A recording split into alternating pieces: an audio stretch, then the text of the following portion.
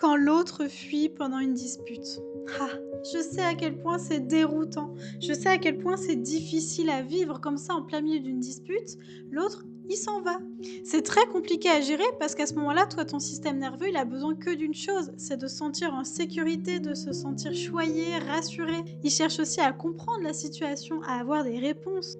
À la place, quand l'autre fuit, bah, ça fait l'effet inverse. Ça te laisse dans le flou le plus total et surtout, ça te laisse dans une détresse émotionnelle ingérable.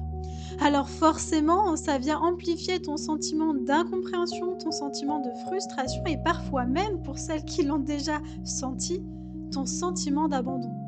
Alors il faut savoir que c'est pas contre toi directement. Ce n'est pas directement toi que l'autre fuit, c'est ce que tu lui fais ressentir, c'est ce que la situation, la dispute lui fait ressentir.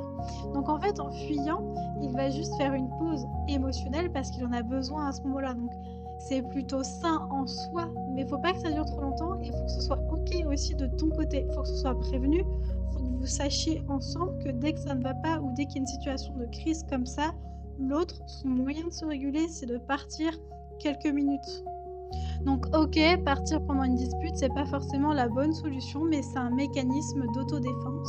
Et toi, de ton côté, bah, je sais que c'est dur, mais essaie de respirer, de souffler et te dire: «OK, tout va bien, je sais que c'est temporaire, il ne me fuit pas définitivement».